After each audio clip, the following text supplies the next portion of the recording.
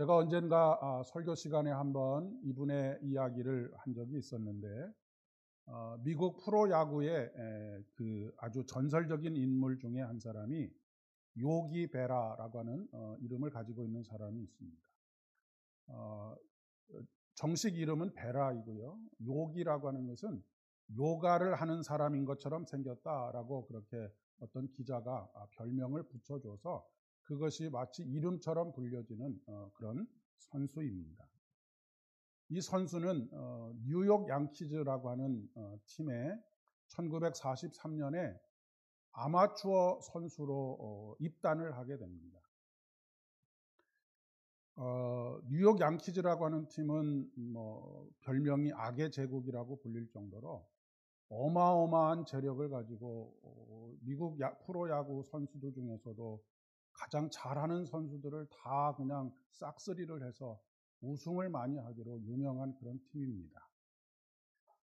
이런 팀에 얼마나 경쟁이 심했겠습니까? 그런데 이 팀에 어떤 실력 있는 그런 선수로 입단을 한 것이 아니라 아마추어 선수로 입단을 한 사람입니다.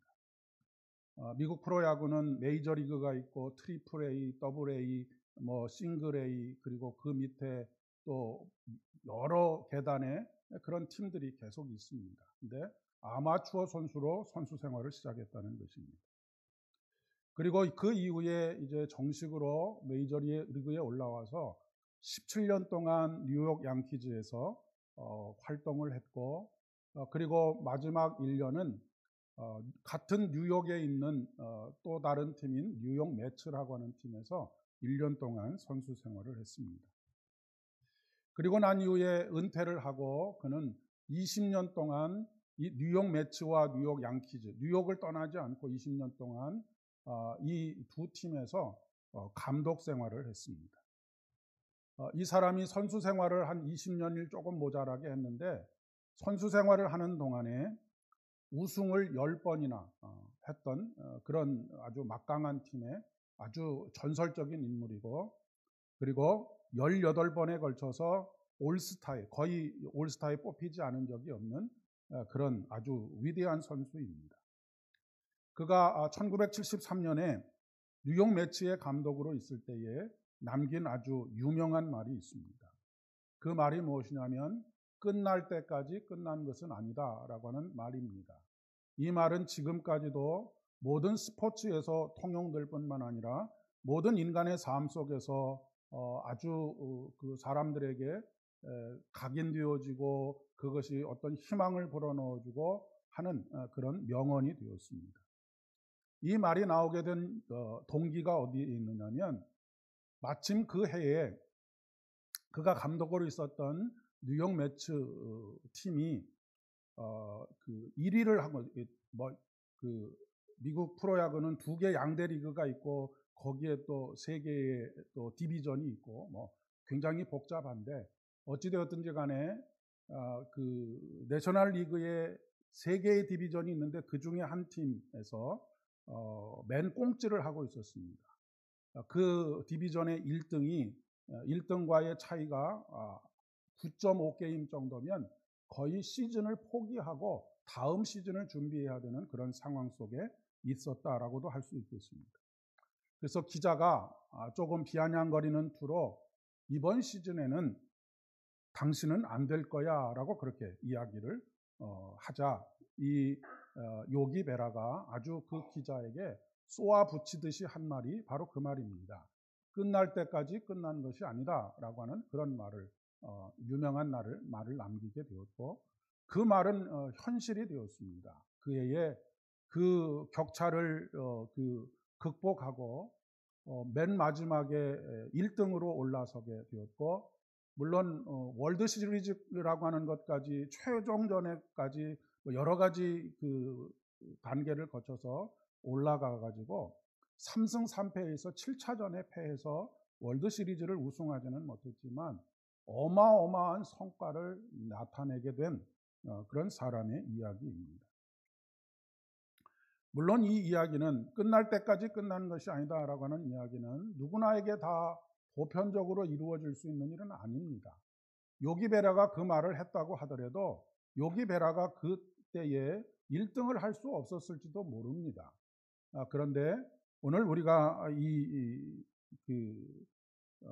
그의 말에서 여러 가지 도전할 수 있는 마음, 그리고 희망을 잃지 않는 마음, 이런 것들은 배울 수 있겠죠. 안 되는 일을 억지로 하라라고 하는 그런 의미에서 하는 이야기는 결코 아닙니다. 어떤 때는 끝까지 견디고 끝까지 도전하는 것보다 빨리 그 일을 접고 다른 일을 하는 것이 훨씬 더 성공의 가능성이 높을 때가 있습니다. 그런데 우리가 신앙생활을 함에 있어서 어떤 자기가 기도하고 있는 것, 이런 것들에 대해서 끝까지 희망을 잃지 않는 것도 중요한데, 중요한 것은 여기서 하나님의 뜻이, 하나님의 사인이 거기 있느냐라고 하는 것을 판단하는 일이 중요하다라고 하는 이야기입니다.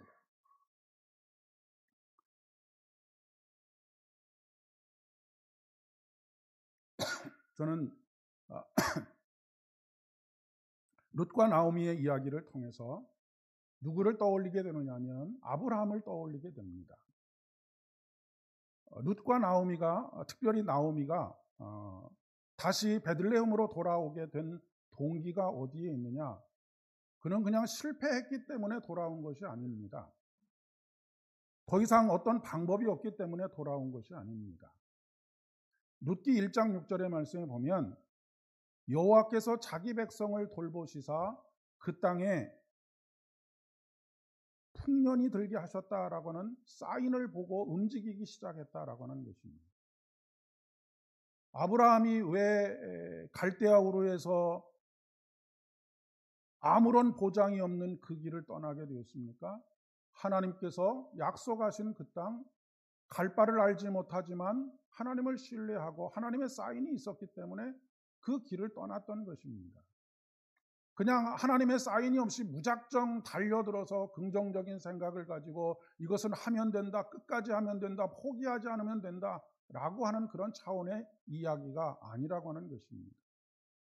우리 신앙인들이 조심해야 될 것이 바로 이런 부분입니다. 하나님의 사인이 없이 무조건 된다, 끝까지 기도하면 된다, 이렇게 하는 것은 그것은 올바른 신앙생활이 아니다라고 하는 그런 이야기입니다. 룻의 모든 이야기는 하나님의 계획과 하나님의 섭리하심과 하나님의 역사하심이 있었기 때문에, 그리고 그를 이끄시는 하나님의 사인이 있었기 때문에 이 일이 가능했었다라고 하는 것을 꼭 기억해야 한다라고 하는 그런 이야기입니다. 그렇기 때문에 우리가 항상 기도해야 할 것은 무엇이냐면 하나님께서 우리의 삶에 개입해 주시고 간섭해 주시고 우리의 삶을 섭리해 주시기를 간구하는 것입니다. 그것이 바로 은혜를 구하는 것입니다. 우리는 은혜를 구한다라고 하면 굉장히 막연하게 추상적으로 생각하는데, 은혜를 입는다라고 하는 것은 하나님께서 우리의 삶에 구체적으로 개입해 오시는 것을 말씀하는 것입니다. 그리고 제가 요즘 계속 말씀드리지만 우리의 삶의 그 어떤 순간도 하나님의 은혜 없이는 가능하지 않습니다. 룻과 나오미의 인생 역전은 그녀들의 능력이나 지혜나 삶의 독특한 방식, 창의적인 생각, 이런 것들로 일구어진 삶이 아니라고 하는 것을 기억해야 합니다. 오히려 그들은 철저하게 무능력한 사람들이었습니다. 심지어는 삼시세끼, 하루 세 끼 밥 먹는 것도 해결할 수 있는 능력을 가지고 있지 못했던 여인들이었다라고 하는 것을 기억할 필요가 있습니다. 그런데 놀라운 것은, 우리의 삶이 하나님의 은혜인 것은 하나님은 어리석은 자를 통해서 지혜로운 자를 부끄럽게 하시고 하나님은 약한 자를 통해서 강한 자를 부끄럽게 하신다는 말씀입니다. 그렇다고 해서 우리가 그냥 어리석은 사람이, 아무것도 배우지 않고 어리석은 사람이 되어야지, 아무런 훈련도 하지 않고 무능력한 사람이 되어야지, 이것을 이야기하려고 하는 것이 아니지요. 어떤 상황 속에 있든지 간에 하나님을 의지하는 사람이 되어야 된다는 것입니다. 내가 지혜가 있다고, 나 좀 잘났다고, 많이 배웠다고 하나님을 의지하지 않으면 그 배운 것이 아무 소용이 없다는 그런 이야기입니다. 뿐만 아니라 내가 좀 훈련도 잘하고 강한 어떤 능력도 가지고 있다고 해서 내가 하나님을 의지하지 않거나 덜 의지하게 되면 그것 또한 아무 소용이 없다라고 하는 것입니다. 오히려 아무것도 가지지 않고 하나님을 의지하는 사람이 많은 능력을 가지고 하나님을 덜 의지하는 사람보다 훨씬 낫다라고 하는 것을 말씀하시는 것이죠.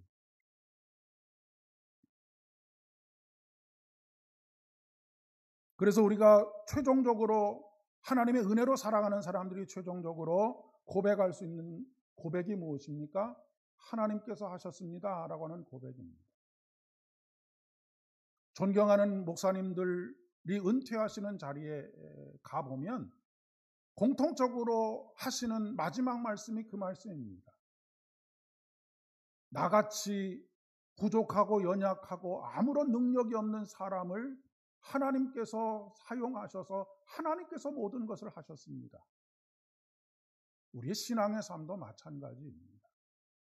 내가 조금 잘한 것 같고 내가 좀 업적을 드러낸 것 같이 그렇게 생각할 수 있을지도 모르겠지만 결국 하나님께서 하신 것입니다.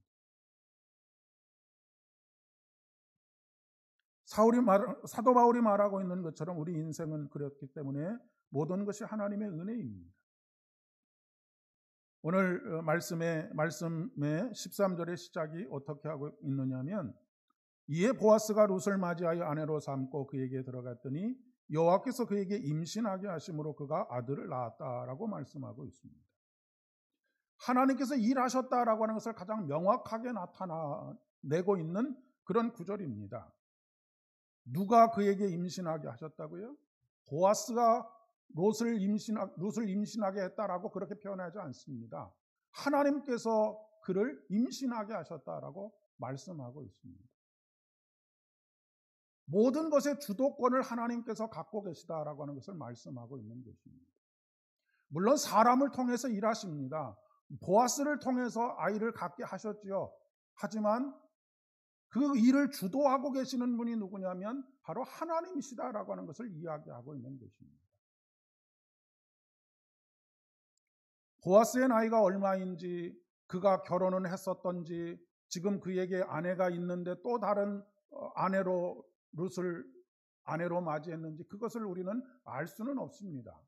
하지만 그는 나이가 많았다라고 하는 것 정도는 명확히 알 수 있습니다. 그런데 그를 통해서 아들을 얻게 하셨다라고 하는 것입니다. 하나님께서 롯의 태의 문을 열어주신 것입니다. 그러면 태의 문을 열어주시면 하나님의 뜻이고 아니면 하나님께서 그에게 좋은 것을 주지 않으시는 것이냐? 절대로 그렇지 않습니다. 하나님은 여시면 여시는 대로, 열지 않으시면 열지 않으시는 대로 하나님의 일들을 우리들을 통해서 이루어 가십니다. 그러나 분명한 것은 여기서 하나님께서 룻의 태를 열어주신 것처럼 우리 인생의 태를 열어주시기를 진심으로 축복합니다. 여러분의 인생의 문을 열어주시고 여러분의 자녀들의 인생의 문을 열어주시고 여러분의 일터의 문을 열어주시기를 진심으로 축복합니다. 어떠한 때에 이것을 고백할 수 있습니까?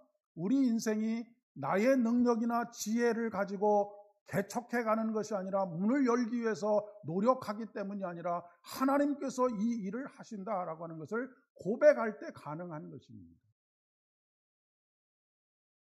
그러니 우리가 우리의 자녀들을 위해서 기도할 때에도 하나님, 우리 자녀가 능력이 많아지게 하시고 지혜도 많아지게 하시고 배운 것도 많아지게 하셔서 그의 문을 활짝 열어주십시오라고 기도하는 것이 아니라 그가 무엇을 가지고 있든지 하나님께서 그에게 무엇을 주시든지 하나님께서 그의 문을 열어주시기를 소망합니다라고 그렇게 기도해야 한다는 것입니다. 그렇게 되었을 때 나를 나옴이라 하지 말고 마라라 하던 인생이 다시 나옴이라고 하는 이름에 걸맞는 인생을 살게 되었습니다. 나옴이라고 하는 말의 의미는 희락, 행복, 즐거움이라고 하는 뜻을 가지고 있습니다. 하나님께서 우리를 위해서 일하실 때 우리의 슬픔이 변하여 기쁨이 되고 춤이 됩니다. 우리의 절망이 변해서 소망이 되는 것이지. 그러자 나오미가 처음 왔을 때 나오미의 몰골을 보고 놀라고 뒤에서 쑥덕쑥덕거리던 그 여인들이 이제 나오미를 칭찬하게 되었습니다. 그리고 축복하게 되고요. 그 일을 이루신 하나님을 찬양하고 있는 것을 보게 됩니다. 나오미가 처음 베들레헴에 왔을 때 내가 풍족하여 나갔더니 이제는 내가 비어서 돌아왔다라고 그렇게 한탄했던 것을 우리는 기억합니다. 어떻게 보면 인생의 후반으로 갈수록 공허함이 찾아옵니다. 그동안 붙잡고 있었던 것을 하나씩 하나씩 놓아야 할 때이기도 하고 또 내가 굳이 놓지 않아도 떠나가는 때이기도 하기 때문에 그렇습니다. 어찌 보면 마치 인생이라고 하는 것이 주먹으로 모래를 꽉 잡는 것하고 같다라고 이야기할 수 있습니다. 여러분, 모래는 힘을 주어서 꽉 잡으면 잡을수록 손가락 사이로 빠져나가게 되어져 있습니다. 우리의 젊은 시절에 우리의 열망을 가지고 우리가 행하는 일들이 그렇지 않은가 싶습니다. 한번 붙잡은 것은 놓지 않으려고 하는 것이 있죠. 그런데 여러분, 어떤 새가 먹이를 하나 가지고 있다가 더 좋은 먹이를 발견하고 그것을 붙잡으려면 지금까지 물고 있었던 그 먹이를 내려놓아야 합니다. 그런 의미에서 나오미는 내려놓을 줄 아는 여인이었습니다. 두 자부를 떠나보내려고 하지 않았습니까? 놓아주려고 했던 것이죠. 움켜잡으려고 하지 않았습니다. 그러나 룻은 오히려 그 어머니 곁에 있었죠. 룻을 통해서 아들을 얻었습니다. 보아스와 룻 사이에 낳은 아들을 양자로 입양을 했던 것이죠. 주변 사람들이 말합니다. 그 며느리에 대해서, 룻에 대해서 7 아들보다 더 큰 하나님의 축복이라고 그렇게 이야기를 합니다. 7 아들은 7이라고 하는 숫자는 완전한 숫자입니다. 완전한 행복을 가져다 주는 그 어떤 것보다도 이 며느리가, 피 한 방울 섞이지 않은 이 며느리가 너에게는 가장 큰 축복이다라고 그렇게 이야기하고 있습니다. 움켜쥐려고 하지 않고 놓으려고 할 때에 하나님께서 그에게 복을 더하셨습니다. 그리고 룻의 품에 안긴 오벳은 이름 그대로 회복자가 되었습니다. 룻기는 죽음으로 시작되어서, 죽음의 이야기로 시작이 되어서 생명을 잉태하고 낳는 이야기로 끝나고 있습니다. 4장 18절 이후의 말씀에 베레스의 계보는 이러하니라 라고, 베레스는 헤스론을 낳고 헤스론은 람을 낳고 람은 암미나답을 낳고 쭉쭉쭉 나와서 이새는 다윗을 낳았더라 라고 그렇게 기록하고 있는 것을 보게 됩니다. 여러분, 창세기 5장에 인간의 계보, 아담의 계보는 이러하니라 라고 시작을 하고 있습니다. 그것은 범죄한 아담의 계보를 이야기하고 있습니다. 창세기 5장은 뭐라고 기록되어 있느냐면 누가 누구를 낳고 몇 년 동안 살다가 죽었다라고 그렇게 이야기가 끝나고 있습니다. 그런데 신약의 또 다른 첫 번째 책인 마태복음에서는 누가 누구를 낳고 누가 누구를 낳고 누가 누구를 낳고 누구까지가 14대이고 또 누가 누구를 낳고 누구를 낳고 누구를 낳고 해서 예수님까지 또 14대더라 라고 하는 말씀으로 끝내고 있는 것을 보게 됩니다. 오늘 룻기의 이 계보도, 룻기의 이 족보도 누가 누구를 낳고 누가 누구를 낳고, 그래서 결국 예수 그리스도를 통해서 우리에게 어떤 생명을 주셨습니까? 영생을 주셨습니다. 더 이상 죽음이 우리를 지배하지 못하는 영원한 생명을 우리에게 주셨습니다. 세상의 끝은 죽음으로 끝납니다. 그러나 하나님의 자녀의 삶은 오히려 죽음에서 생명으로 옮겨지는 것이 하나님 자녀의 삶이라고 하는 것입니다. 여러분은 무엇을 선택하시겠습니까? 생명으로 시작해서 죽음으로 끝나시겠습니까? 아니면 예수 그리스도의 십자가와 함께 죽음으로 말미암아서 생명으로, 그것도 영원한 생명으로 여러분의 삶이 꽃 피우시겠습니까? 하나님께서 시작하시는 일은 항상 죽음에서 생명으로 끝납니다. 절망에서 희망으로 끝이 납니다. 십자가의 죽음으로 모든 것이 다 끝난 것처럼 여겨졌지만 예수는 사흘 만에 부활하셨습니다. 우리는 바로 그 부활의 경험자들이고 부활의 증인들입니다. 그러니 일희일비하지 않으시는 저와 여러분 되실 수 있기를 바랍니다. 하나님은 합력하여 선을 이루시는 하나님이십니다. 그리고 우리의 삶의 끝이 아닙니다. 하나님께서 우리의 삶에 끝났다라고 말씀하시기 전까지는 끝이 나지 않는데 하나님은 끝이 없는 하나님이십니다. 영원한 하나님이십니다. 우리가 싹이 든 채로 끝났다고 해서 그것이 끝이 아닙니다. 룻이 한 일은 보아스를 통해서 오벳을 낳은 것밖에 없습니다. 그가 무슨 대단한 업적을 이룬 것이 아닙니다. 그에게 주어진 일은 거기까지입니다. 우리의 자녀들을 통해서든 우리가 뿌린 씨앗을 통해서든 어떤 열매가 맺힐지는 우리는 알 수 없습니다. 그 열매는 하나님의 손에 달려 있기 때문에 그렇습니다. 그런 의미에서 우리는 우리의 인생은 디딤돌을 놓는 것입니다. 우리의 가정에서도 마찬가지고 우리의 교회에서도 마찬가지입니다. 내가 끝을 보아야 한다라고 하는 욕심을 내려놓아야 합니다. 겸손하게 자기에게 주어진 임무를 잘 감당하면 됩니다. 룻은 보아스를 통해서 아들을 낳는 것으로 그의 임무가 끝났습니다.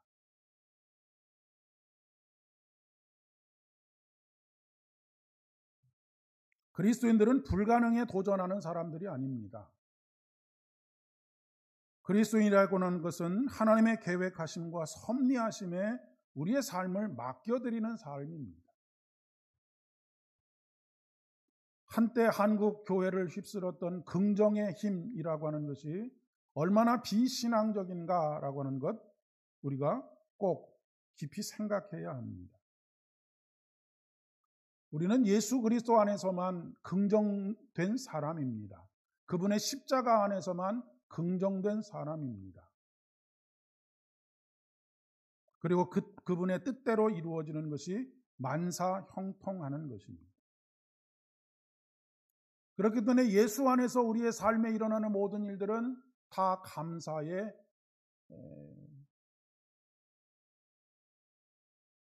감사라고 그렇게 고백하지 않을 수가 없습니다. 왜냐하면 하나님의 선하신 뜻이 이루어지기 때문입니다.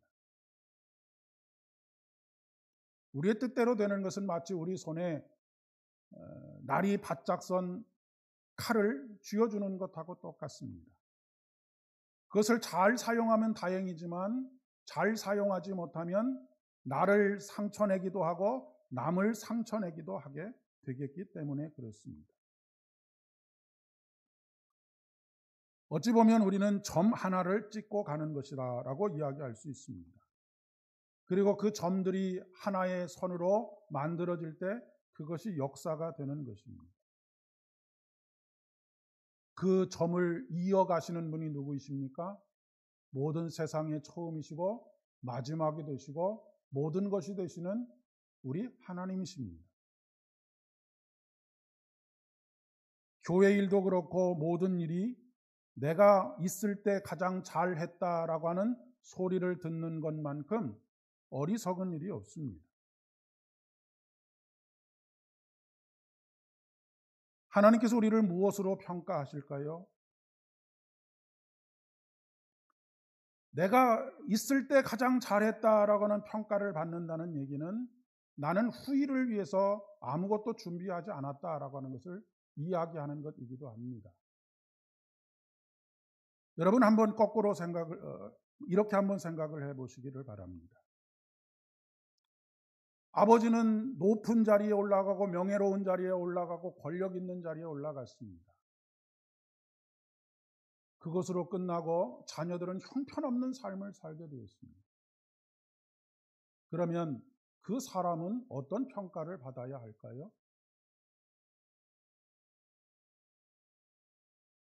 한국교회의 교만은 바로 여기에 있다라고 생각합니다.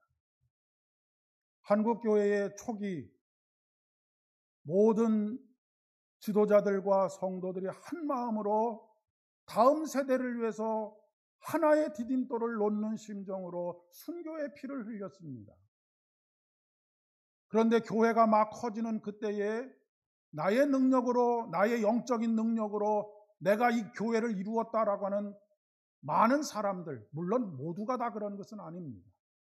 그런 사람들이 나타나고 그 열매에 취해 있느라고 다음 세대를 전혀 준비하지 못한 결과가 오늘날 나타나고 있다라고 그렇게 이야기할 수 있습니다.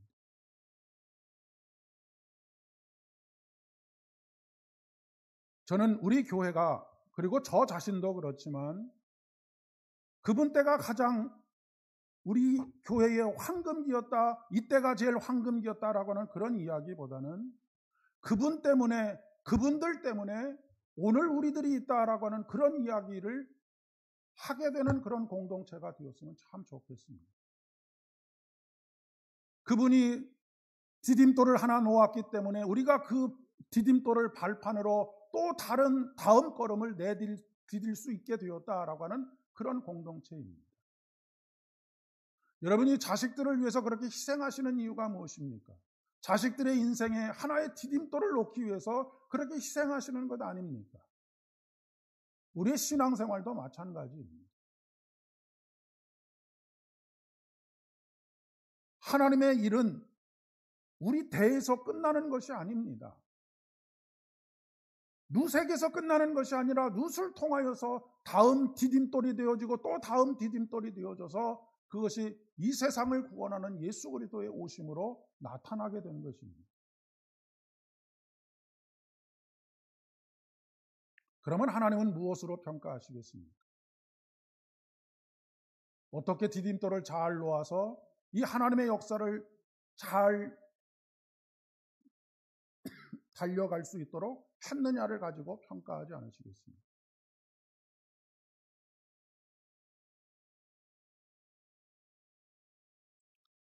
오늘 다시 나오미와 루스의 삶을 통해서 우리가 배워야 할 것은 겸손하게 나의 삶이 아니라 하나님의 뜻을 이루어가는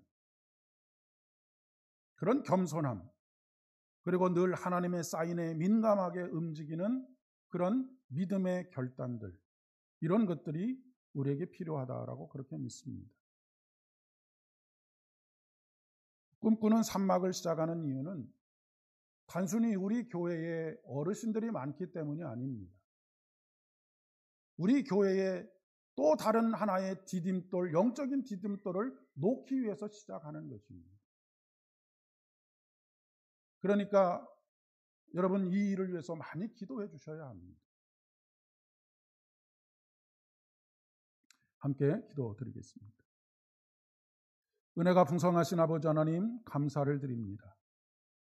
하나님께서 오늘 우리에게 룻과 나오미의 이야기를 통하여서 들려주신 여러 가지 교훈들이 있습니다. 하나님, 우리의 가슴에 품게 하시고 품고 기도하게 하시고 기도한 것 가운데 하나님의 뜻을 발견하게 하시며 우리가 하나님께서 이끌어 가시는 역사에 하나의 디딤돌로서의 역할을 잘 감당할 수 있도록 은혜 위에 은혜를 더하여 주시옵소서. 이제 3월 달부터 꿈꾸는 노년 산막을 시작하려고 합니다. 단순히 즐거움을 주고 그곳에서 여러 가지 만남들을 하기 위해서 프로그램을 하게 되는 것이 아닙니다. 다시 느슨해졌던 우리의 신앙에 열정과 사명을 되새기고 다음 세대 더 늦지 않게 또 다른 디딤돌을 하나 더 놓기 위함입니다. 온 교회가 함께 기도하며 온 교회가 함께 일구어가며 온 교회가 함께 주의 뜻을 이루어갈 수 있도록 은혜를 더하여 주시옵소서. 이제는 우리 주님 예수 그리스도의 은혜와 아버지 하나님의 극진하신 사랑하심과 성령 하나님의 위로하심과 교통하심이 긴 하나님의 역사, 끝을 알 수 없는 하나님의 역사, 그 역사의 하나의 점으로 하나의 디딤돌로 우리의 삶을 하나님께서 써주시기를 간절히 소망하며 그것을 가슴에 품고 기도하는 사랑을 모든 지체들의 머리 위에와 가정과 일터와 사업장들 위에 우리 삼보 교회 위에 이제로부터 영원까지 함께하옵시기를 간절히 축원하옵나이다. 아멘.